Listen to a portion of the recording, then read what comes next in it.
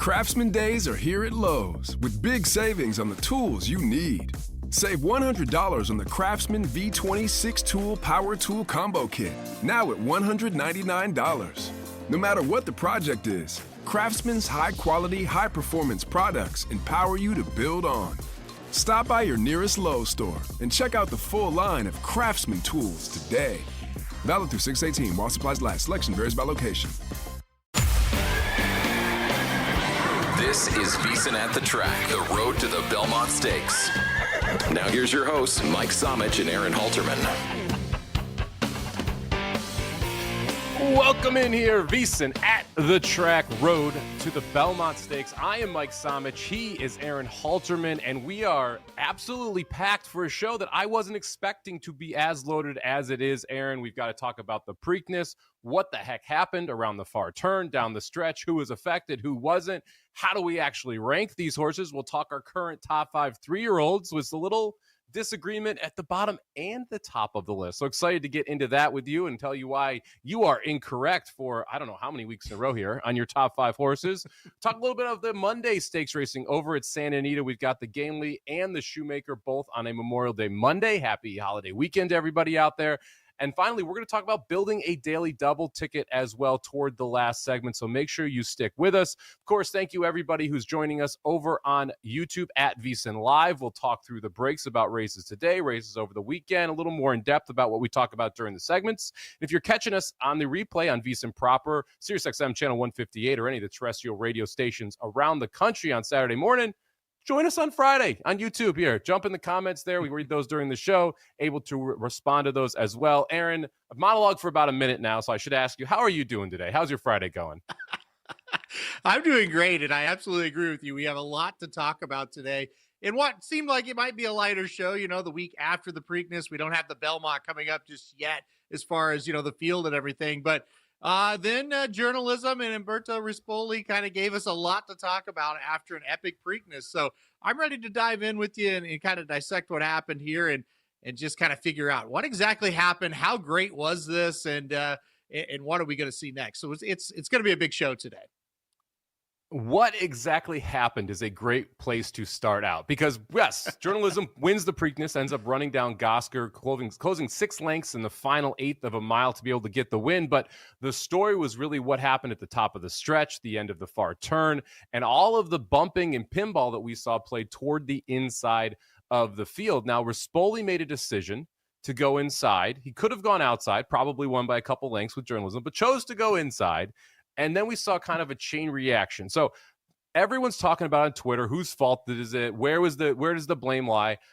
I think we should start from the top here. And so I'll break it down a little bit. Then you can tell me whose fault it was that this happened, assuming Rispoli's in that spot. For this discussion, we are not assuming that Rispoli's allowed to go wide because that would have just avoided all of this. But we'll throw that one out there. So Gosker comes over on the 8, Clever again, at the top of the stretch because Clever again tiring, Gosker running well. And we see Clever again kind of track back into the spot that journalism was sitting on, right to his outside. The one horse, Goal Oriented, is there. And you see the two journalism kind of try and split the two of them. And then the 3 of them all jostle and bump and everything. Sandman's open on the outside. River Thames is sitting right behind those 3 horses.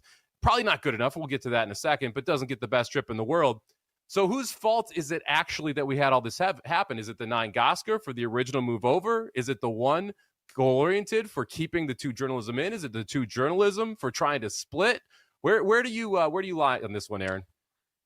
Well, it's a heavily debated topic, and really people that I respect greatly in the game are on different sides of this thing. So really, people are all seeing it a little bit different.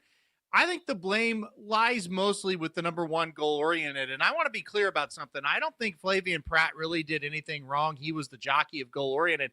I don't blame him. He just kind of held his position, and that's kind of what you're supposed to do. You don't really just have to let horses go by you. That's actually what you're not supposed to do, right? So when it happens and Clever again starts to back up, obviously Umberto Rispoli has to make that decision of, am I going to try to go through kind of the tiniest of openings, which he did do at that point. He had room, but it wasn't much. It was basically the width of a horse, almost exactly. So he gets kind of up, kind of shoulder to shoulder, let's say, with Goal Oriented.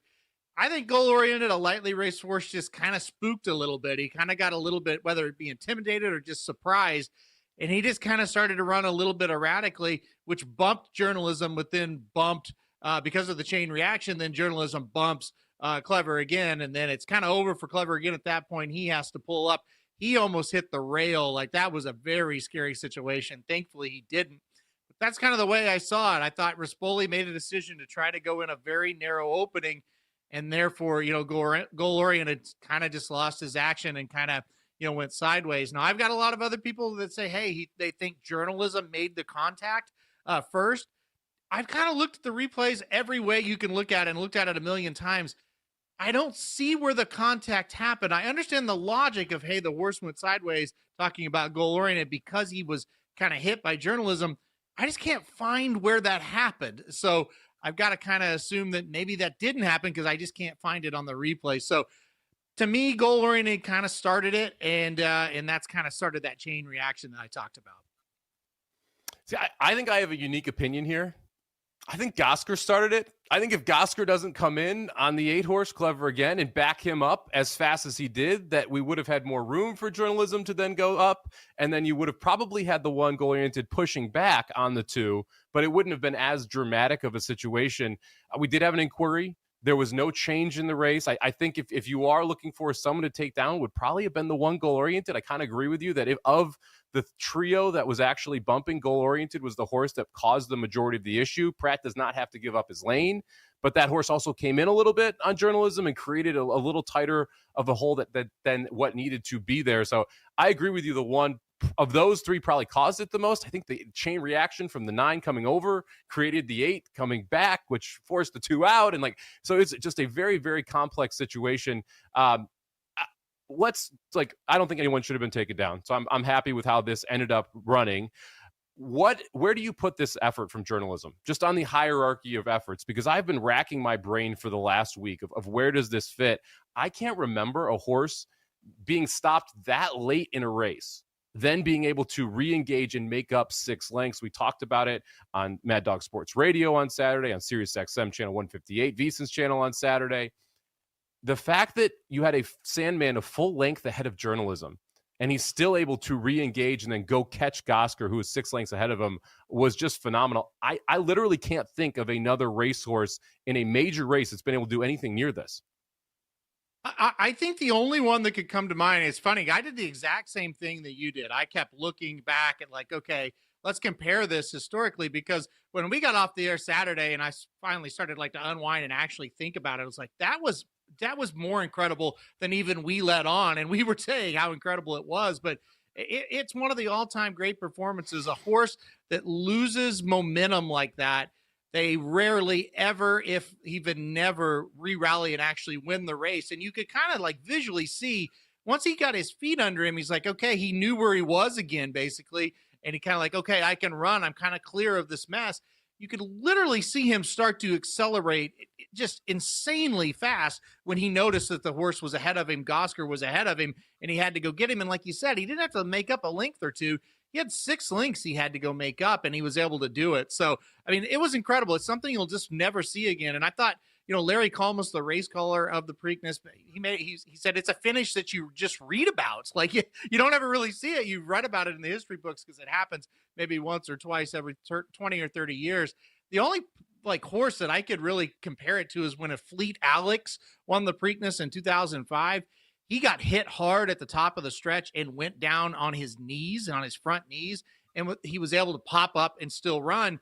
The only kind of difference is he didn't have a horse way ahead of him that he had to go catch. So he just had to kind of regain himself and then take off again, which was incredible. But Journalism ranks right up there with the Fleet Alex. It's the only one I can compare it to, that 2005 Preakness win there for a Fleet Alex.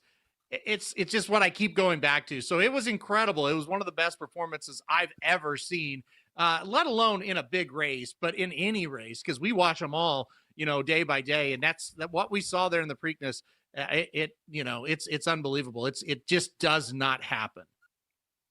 Yeah, I went back and watched that 2005 Preakness with a Fleet Alex, and It was a phenomenal effort. Don't get me wrong. I'm more impressed with what journalism did, because when you watch the race back, and I watch it probably once a year, I would say I watched that 2005 Preakness. It's at the top of the stretch. It's a tiring horse that affects him, and he ends up in the lead very quickly afterward. He doesn't have to go catch anybody. The athleticism from a Fleet Alex is just phenomenal, to be able to go to your knees, pop up, and maintain 30 plus miles per hour and have the human stay on your back at the same time. But they didn't have to have that extra part where you have to then go run someone down who is 6 lengths ahead of you. And oh, by the way, pass the closer, who got the perfect trip to your outside as well, while doing so. So I had this one on top, and I thought it was just a phenomenal effort there. Before we talk about the trips, let's talk a little bit about First Bet Racing. Take your betting to the next level with First Bet, whether it's Santa Anita, Gulfstream Park, or Belmont at the Big A. First Bet puts the action at your fingertips. Sign up now at firstbet.com. That's the number 1, STBET.com. Use promo code VSiN200 to score 20% rebate on all your wagers up to $200 in the first 60 days. As win or lose, you get some money back on every bet that you make. Don't miss out. Bet smarter today at firstbet.com. Now, Aaron, we talked about the issues. What do you take out of some of these horses from that race? Like, we always talk about the trip, who's a positive, who's a negative. I actually think I might be most impressed with Goal Oriented, outside of journalism, obviously, because he actually ran really well here, and it felt like Clever Again was done. It felt like River Thames was never getting there. I thought Goal Oriented still had some life going for home. I think he's a good takeaway of like, hey, he's better than maybe what we thought he was. He was able to kind of hang on, and that bump probably did cost him a little bit of positioning as well. Maybe not a placing, but I think he would have run on a little bit better. So I did like Goal Oriented. You have to like Gosker. I mean, look, he ran a really good race. He ran a much improved race. So he's one I like going forward as well. Clever Again, I'd like to see him cut back in distance. Maybe that would help a little bit. The rest of them, I don't know. I didn't think they ran very well. Stick with us here on VSiN At The Track, road to the Belmont Stakes. We just broke from the gate. We've got a lot left here in the show, including our top 5 3-year-olds, which is going to be an awfully interesting debate. You're watching VSiN At The Track.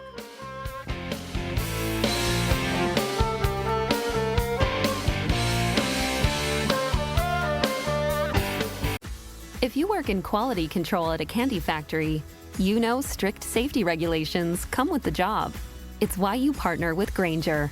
Grainger helps you find the high quality and compliant products your business needs to inspect, detect, and help correct issues. And the sweetest part is, everyone gets a product that's as safe to eat as it is delicious. Call 1-800-GRAINGER, click Grainger.com, or just stop by. Grainger, for the ones who get it done.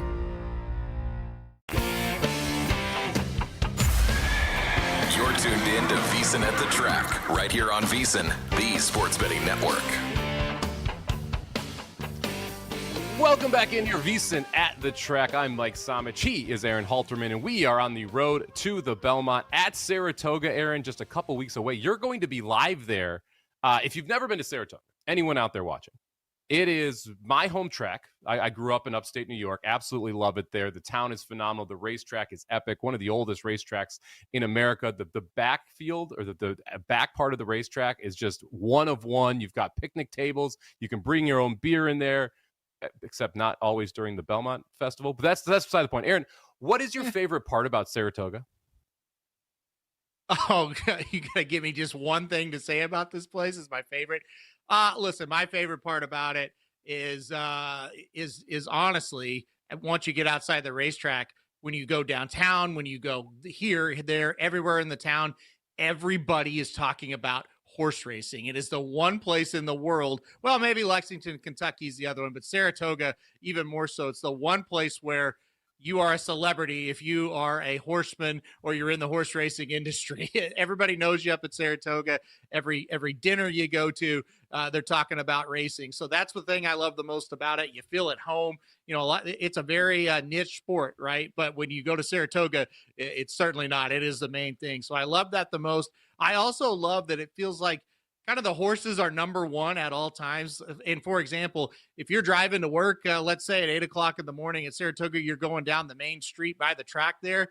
you may have to stop. Why? Because the horses are crossing the road to go work out at the main track there. So it kind of feels like the horses are number one and you're just kind of living around them there. I'll never forget driving the first time down at Saratoga, going by the track and having to stop as horses were crossing the road from their barn to get to the track. I thought, man, this is an unbelievable place. So just that's it. Horse racing's number one. And that's the thing I love most about Saratoga. Yeah, when you go on a big Saturday, one of my favorite things, the gates open at 6 a.m., sometimes 7, depending on the day. You've got to get in line at 4 o'clock in the morning, in the dark morning with your steward's coffee and wait for those things to open up if you want to run in and get a picnic table because it's all open seating. So it's just phenomenal to see people that passionate who want to be there that early in the morning and wait 5-6 hours before the gates actually break open for the first time. And we'll see that in just 2 Saturdays here with the Belmont Stakes. Saratoga will be packed. It'll be a phenomenal card all weekend. And everyone's looking forward to this Belmont here, Aaron, because of who we have at the top of the contenders list here. Journalism made the trip up to New York. He's already training on the Saratoga racetrack. It looks likely that he is going to enter into the Belmont. We know that Baeza is waiting up there for him, who ran third in the Kentucky Derby. And oh, by the way, Sovereignty, your Kentucky Derby winner, has been pointing to this race for 5 weeks. You've also got a plethora of other horses, but let's start with those three. How important is it that we get those three horses back in the Belmont just from a big race perspective? Oh, I mean, it's super important. If we can get the top 3 finishers from the Kentucky Derby, it's going to be a great race. I don't care who else is in it. If we've got those 3, we got a lot to be excited about, especially after what journalism did. Even if we could just get journalism and Sovereignty, I think it's going to be great. I think we're going to be very excited because you kind of got that 1 versus 1, right? You got the Derby winner versus the Preakness winner showing up in the third leg of this thing. And you've got, the story of, can journalism get revenge over Sovereignty, this, that, and the other. So there's just so many storylines. And then kind of like you said with Baeza, boy, he's just another element of it, right? Like he's almost beaten journalism twice. He's lightly raced. He really didn't have things his own way or have things like ideally how he wanted it in the Kentucky Derby. He still almost got second, and he was making up ground even on the leader as well. So having those 3 in it will make for an unbelievable day at an unbelievable place like we were just describing. So would love to see it. And I think, we have kind of better than the last couple of years. I think we have developed some new fans because of what happened with journalism in the Preakness and because of very exciting Kentucky Derby as well. So if we can just get those 2 horses there, I think we're going to have a lot to talk about. And I think we're going to have a lot of people really happy. We've seen the Peter Pan produce Belmont winners in the past. Most recently, Arcangelo, who was able to win the Peter Pan and the Belmont this year. Hill Road will try and pull off that double for trainer Chad Brown. This is a horse that came over in just a whirl of dust, able to run up into third in the Breeders' Cup Juvenile last year. Very surprising at a big number. Switched over to the Chad Brown after that race. Was a horse that a lot of people liked on the Kentucky Derby trail. Didn't end up qualifying for it, but again, wins the Peter Pan, I thought, impressively when I was against Hill Road that day. What do you make of Hill Road's chances now stepping back up into the highest level of competition? Yeah, I don't love his chances, to be honest with you, but I'm glad he's here because, Chad Brown being the man at Saratoga and winning the regular training title at Saratoga over the summer almost every year, it's good that he has a presence in the race. And look, Hill Road is a weird one, right? Because he ran third in a couple of decent, races before winning the Peter Pan. It's a horse they really wanted to get to the Belmont. He was entered in a race called the Wood Memorial up at Aqueduct in April, but he had to scratch. And so therefore this was like, okay, plan B, we're going to go to the Belmont. We're going to get him ready. I thought it was a really nice race last time out to win the Peter Pan, but we got to be realistic about it. Some years, the top end horses in a class aren't that much different than, say, those middle horses, like I would say Hill Road was in, where it's like, we know he's not top end. He's not awful either. He's kind of right there in the middle, high middle of the class. This year, it just kind of feels like, though, you know what? Those 3 horses that are at the top, talking about the 3 we just talked about, Baeza, Journalism, Sovereignty, they just feel like they're a little bit better than the rest of this group at this point. And that's where my worry is with Hill Road. But I'm glad he's here. He's earned the right to be here. And so, he's a nice entry.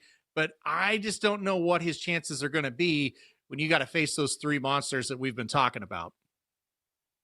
Final Gambit going to join the party here as well. We may actually have the Derby superfecta in the Belmont, which, Derby Superfecta was fun for some. Final Gambit ended up running up into the 4th spot there on Kentucky Derby Saturday. The pace, I think, helped Final Gambit a lot. But now we've seen Final Gambit do it on dirt after we had only seen it over synthetic prior to this race. The pace is something we'll talk about here in a second because, we have our list of entries. There is some other pace that is rumored to possibly be injected into this race, which would make Final Gambit's chances better. What do you expect from Final Gambit here, second time on dirt for trainer Brad Cox? Well, look, I had my doubts that he would be able to handle the dirt because I just thought they'd have him on the dirt before the Kentucky Derby if they thought he could handle it, right? So he did a great job. I mean, you can't take it away from him. And you're right, the pace helped. The pace helps every closer, though, when there's a hot pace, right? And some of those closers that we thought would run well in the Derby, they didn't, but Final Gambit sure did. And he was further behind than everybody. He dropped from way out of it. Again, like any closer, the pace is going to kind of dictate what happens with them. So he's going to need some help up front. But look, he moved over that dirt pretty well there at Churchill Downs. He is a big, beautiful horse as well. So I hope he's in it. I think he adds intrigue. But again, he might be kind of like Hill Road in a way where it's like, is he good enough to turn the tables on those 3 horses that finished ahead of him in Kentucky? That's another debate altogether. 2 horses that are likely to add pace to this, if they are both here, Crudo for Todd Pletcher, who's coming off a very nice win, and Rodriguez for Bob Baffert, who, if you don't succeed, try again. Tried to get in the Kentucky Derby, missed it with a foot injury, was entered for the Preakness, missed it with a foot injury. Why not try the Belmont here, see if we can go 3 for 3? Do you think Rodriguez runs? And if not, what surprise Baffert do you think ends up here? Because I've heard rumors it's Madacat Road. I've heard rumors we've got other Bafferts that are considering this race. Is it Rodriguez and we're done with Baffert? Or do you think there are other Bafferts waiting in the wings if Rodriguez can or can't go? I definitely think he is the A horse, just like I thought he was the A horse for the Derby and for the Preakness. I really think they want to run him in this race like the other 2 races. But, that foot issue is still a problem. So another 3 weeks, I think Rodriguez will run here if he's healthy, obviously. And if not, I don't know if they'll mess with it or not. But I'm going to tell you something. He is a massive entry because if he doesn't enter, I don't know what this pace situation is going to be. It looks painfully slow up front. And that is going to affect Sovereignty and Final Gambit and Hill Road, for that matter, quite a bit if that pace is really slow. So I think Rodriguez is a key entry. If he is entered, maybe we get the pace setup that we need because we do know he needs to do one thing, and that's go to the lead, and that's it. So how that race is going to shape up is going to really hinge on what Rodriguez does. And I think it's going to hinge a lot on, okay, if we get this thing and we're a week out, let's say, and it looks like a field of 7 or 8 and there's not a lot of speed, does a trainer like Bill Mott throw in a horse that's a rabbit that can go to the lead and speed this thing up? Does John Sheriff that has a Baeza, does he throw in a rabbit to kind of speed things up? Because this is a unique year where a lot of the horses that are really good and really talented come from out of it. So you got to have that speed horse in the race to try to set it up for your horse that's coming from off the pace. So the pace right now doesn't look to be very fast, but that'll be the interesting thing as this thing develops is, will they throw in a couple of rabbits to try to speed up the pace? Yeah, East Avenue, another one that I've heard rumored, possibly to the Belmont. That would be a horse that would spice the pace off quite a bit.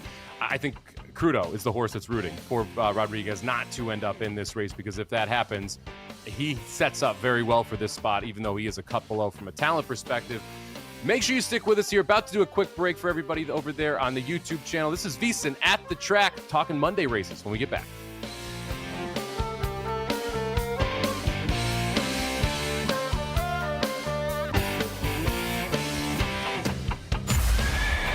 You're tuned in to VSiN at the Track, right here on VSiN, the sports betting network. Welcome back in here, VSiN at the Track. I am Mike Somich. He is Aaron Halterman, and we are on the road to the Belmont Stakes. I'm going to talk a little bit about Santa Anita's Monday card here. Phenomenal Memorial Day card coming up from Santa Anita. 4 graded stakes. We're going to talk about both grade ones. But before we do, got to give a shout out here to Johnny number 5 in the chat, asking about gray horses, actually commenting about gray horses. I got to get your take on this, Aaron, because I have heard a lot of different theories. Johnny says you always play the gray unless there are 2 grays, in which case they cancel each other out. Facts. I've actually heard the opposite. you play the grays when there's two and you throw it out when there's just one? What's your gray theory here? I don't have a gray theory. My grandpa always said, play the grays in the mud. If it's muddy, if it's sloppy, play the grays. That's when you want to play them. Forget them any other time. But man, in that slop, play those grays. So it's funny. Everybody has a theory on the grays, and it's always just like, guys, like I'm so deep into racing, like I just look at like the form. I play with like who I handicap. If it's gray, great. If it's not great. But yeah, it's really funny. There's so many different theories out there. But yeah, I'll never forget when I first got into racing, my grandpa was with me. He goes, you just remember, if it's sloppy, don't even look at it. Just play those grays.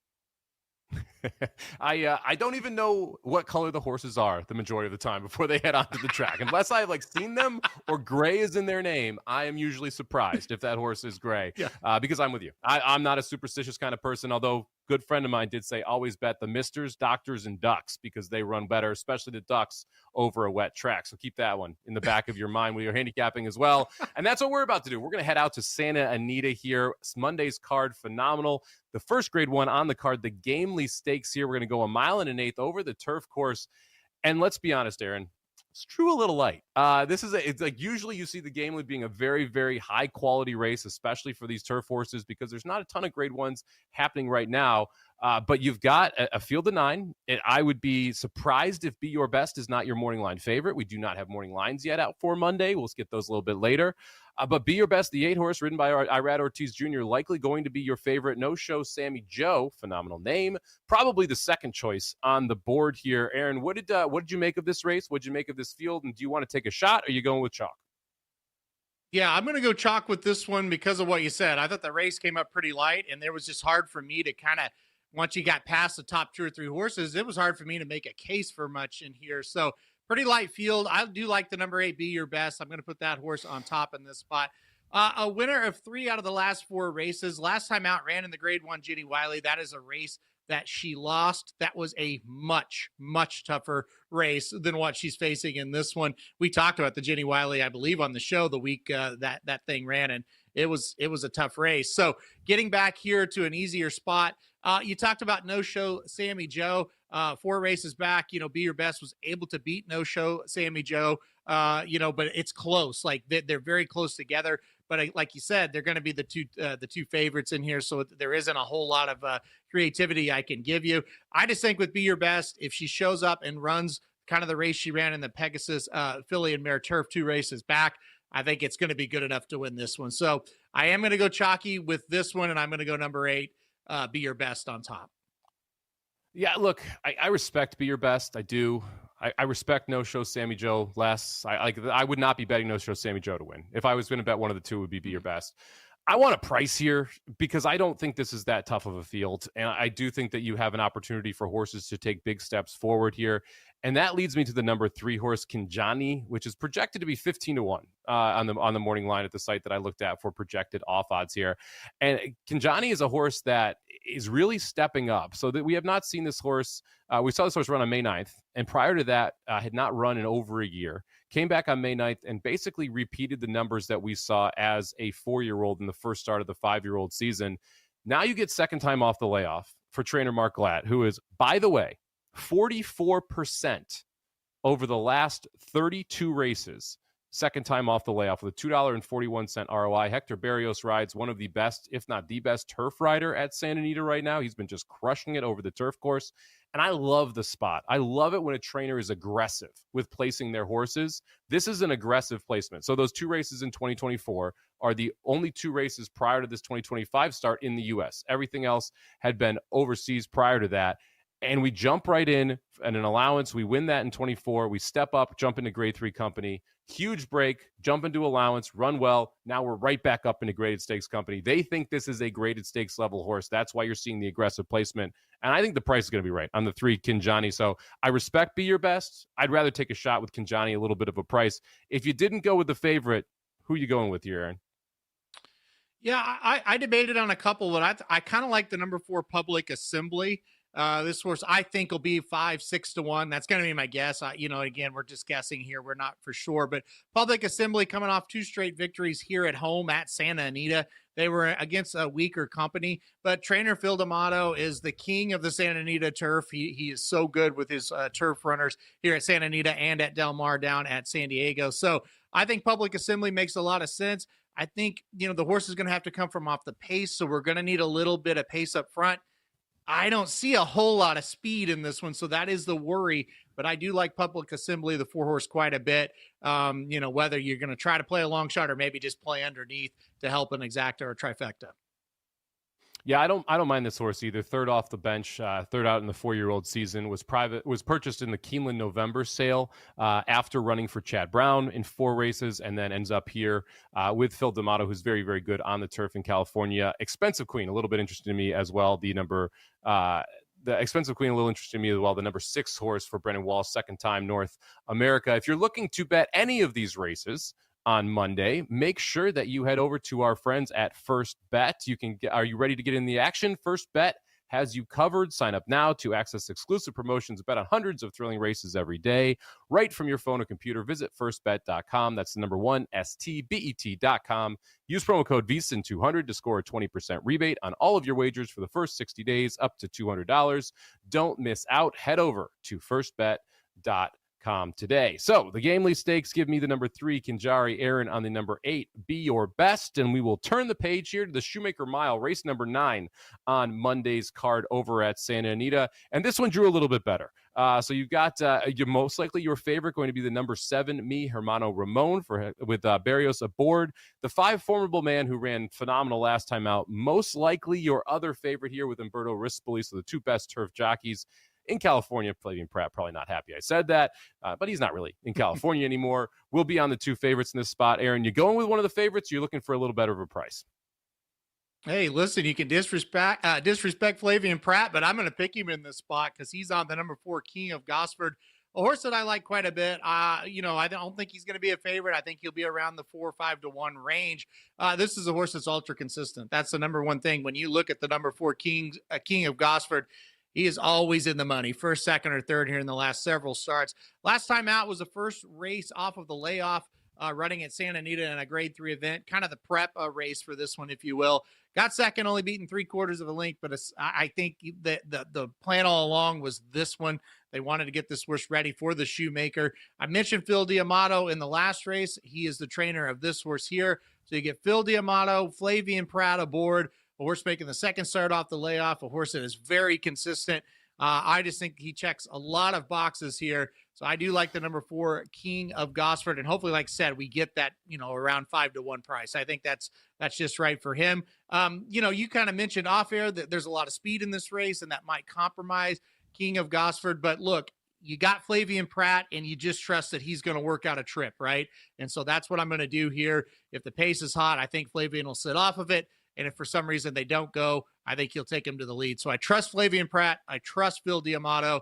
Give me number 4, King of Gosford. Yeah, we would need multiple scratches for this pace to slow down. The number 8, Cabo Spirit, the number 9, Goliad, both absolutely want to go. You've also got speed with King of Gosford. Seminole Chief wants to be forwardly placed. And we've seen Mi Hermano Ramon relatively forwardly placed, as well as Zio Joe.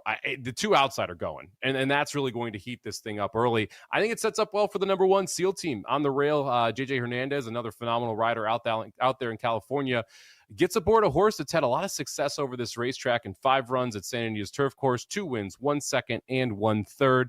It's been getting better against graded stakes company in every one of the last 3 starts. Now you get a break after that 4-year-old campaign. It's going to be the second time out as a 5-year-old. Logical improvement point here for me. And this horse, again, loves the racetrack and should absolutely get the setup today to run a big one.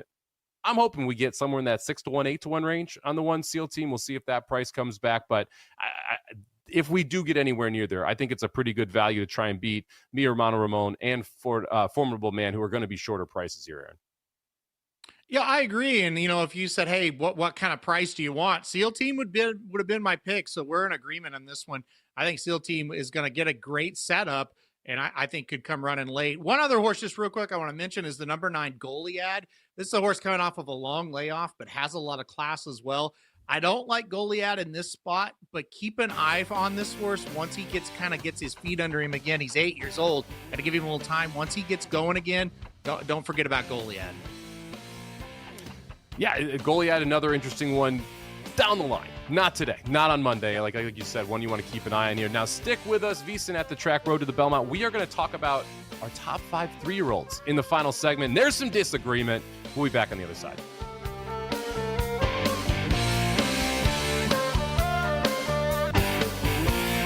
For the ones who get it done, the most important part is the one you need now. And the best partner is the one who can deliver. That's why millions of maintenance and repair pros trust Grainger, because we have professional-grade supplies for every industry, even hard-to-find products. And we have same-day pickup and next-day delivery on most orders. But most importantly, we have an unwavering commitment to help keep you up and running.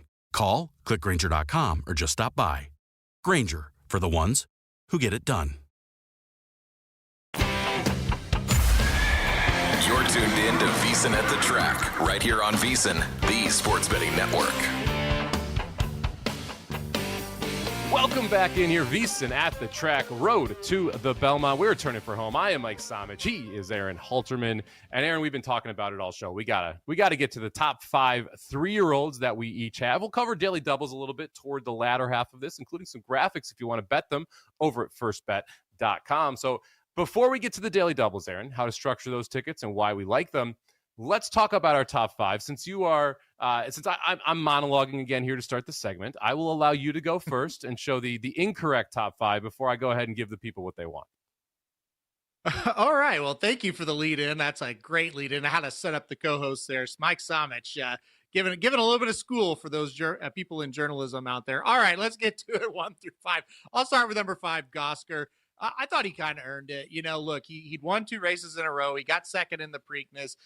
He almost won the thing. If not for a huge performance, he would have. So he earned it. I'll put Gosker at number 5 for now. And then, look, I'm going to go to the Kentucky Derby, the biggest race for 3-year-olds, and I'm just going to follow the lead of what's happened here. Number 4 for me is Final Gambit, 4th in the Kentucky Derby. Of course, run the Jeff Ruby Stakes as well, a horse that seems to be on the improve. Number 3 for me is Baeza, a horse that is certainly improving with each race. Of course, just won a maiden special weight, went right to the Santa Anita Derby, a huge jump up in class, nearly won that one, got passed late by journalism, and then nearly got second in the Kentucky Derby. Just could not quite catch journalism, but had kind of a rough trip there. I think he projects to be very, very good as the races get going this summer. Number 2 for me is journalism. An incredible, and I mean incredible, performance for the ages in the Preakness.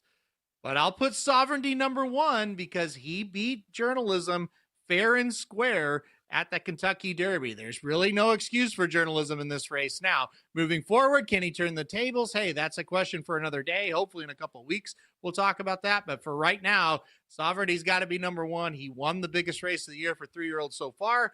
And he beat the number 2, number 3, and number 4 ranked horse on my list without any excuses. So Sovereignty, number 1 for me. The irony here, I was higher on Sovereignty heading into the Derby. You are higher on Sovereignty exiting the Derby than I am. I'm going to shuffle it up a little bit. Look, I understand where you're coming from there. You're right. Those are the top 4 horses in the Kentucky Derby, as well as the horse that ran second in the Preakness. I can't argue with that logic. However, I don't necessarily think that makes them the best horses in this class. So I'm going to go with Gosker at number 5. I was impressed at what he did. I did consider Final Gambit for this spot, to be honest, but I was more impressed with what Gosker did in the Preakness than I was Final Gambit, who I think really was pace-aided more than anything else in the Kentucky Derby. So I did put Gosker at number 5. I'm surprised you don't have Burnham Square on here at number 4, a horse that was awesome in the Florida circuit, won at Keeneland, and then came back and I thought got the roughest trip of anybody in the Kentucky Derby and still re-rallied after getting interfered with down the lane. Didn't get interfered with. Horses backed up into Burnham Square and he didn't have anywhere to go. So then he had to find a space and re-rally. I respect the heck out of Burnham Square. I'm excited to see where we get Burnham Square back because he was very good in the Florida circuit, which proved out to be the best. Number 3 for me, this is where Sovereignty lands for me. I'm going to put Sovereignty at 3, even though he won the Kentucky Derby. And if you remember heading into the Derby, I had Journalism 1. I had Sovereignty 2. So the move for me here is actually bumping Baeza up to 2 and dropping Sovereignty back 1 spot. I think Sovereignty and Baeza both got pace-aided setups in the Kentucky Derby. The more I watch that race, the more I think Baeza wins it if he gets a clean trip. He and Sovereignty were right next to each other around the far turn, and Baeza just couldn't get out. I think he's your Kentucky Derby winner if you switch the trips with Sovereignty and Baeza. He almost caught Journalism for second. I'm going to leave Journalism first on the list, though, because Journalism doesn't need anything. He doesn't need a pace in front of him. He doesn't need the setup. He doesn't apparently need to have any space when he's around the far turn. He's still going to be able to win these races. His ability from being a forwardly placed horse that can create his own race is something that we've not seen from Sovereignty, not seen from Baeza, not seen from Gosker or Burnham Square yet. And so I just respect the heck out of Journalism, what he's able to do. So I'm going to go Journalism 1, Baeza 2, Sovereignty 3. So why didn't Burnham Square make your list? That's my first question for you.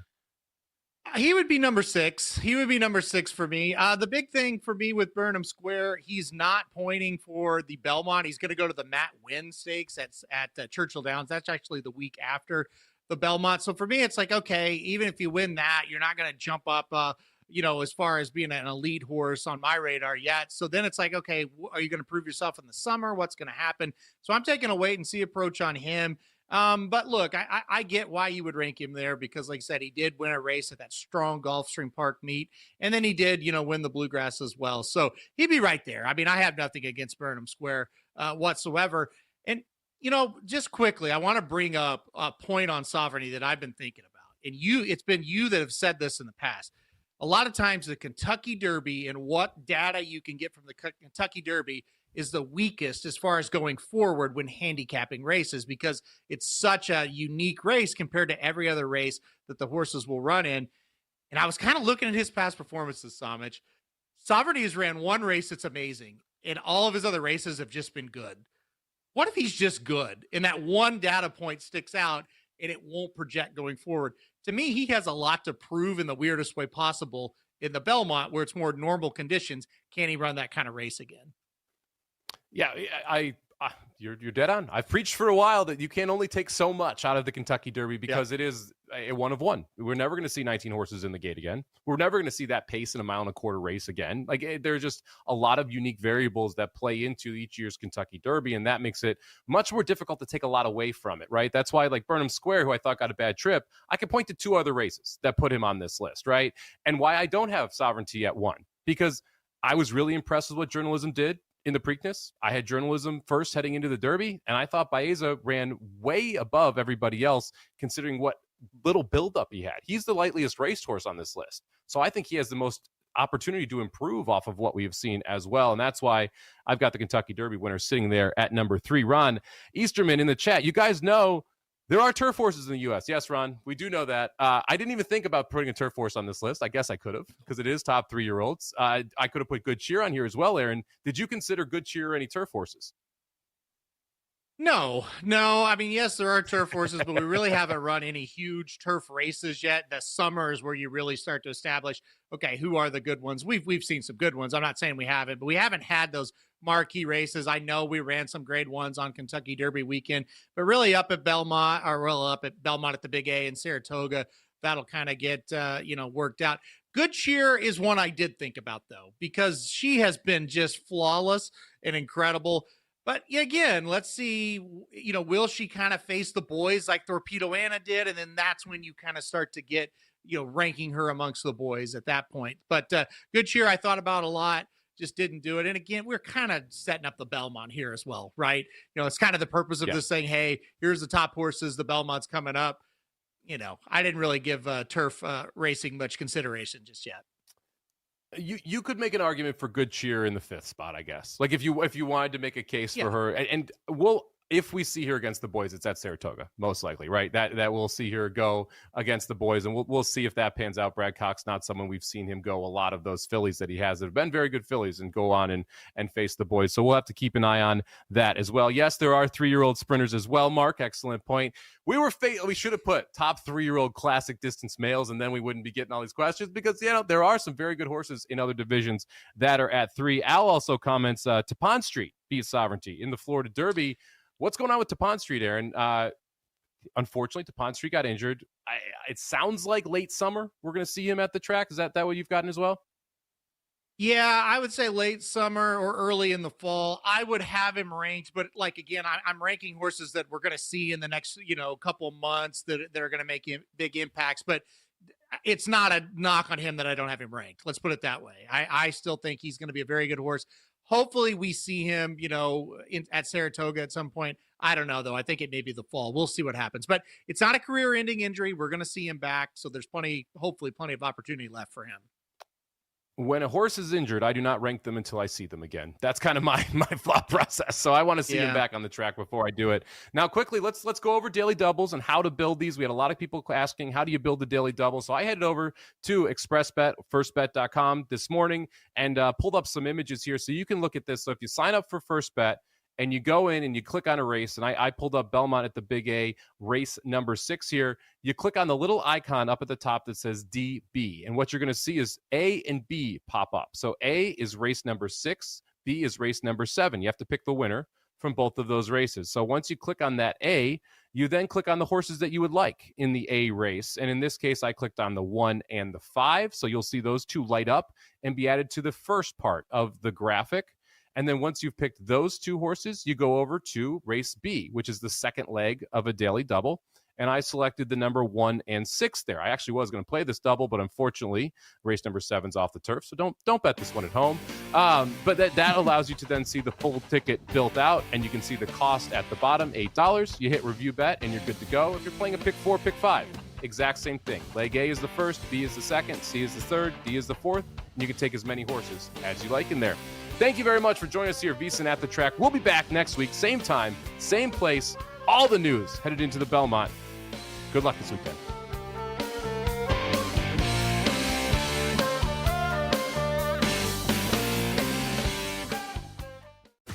If you work in quality control at a candy factory, you know strict safety regulations come with the job. It's why you partner with Grainger. Grainger helps you find the high-quality and compliant products your business needs to inspect, detect, and help correct issues. And the sweetest part is, everyone gets a product that's as safe to eat as it is delicious. Call 1-800-GRAINGER, click Grainger.com, or just stop by. Grainger, for the ones who get it done.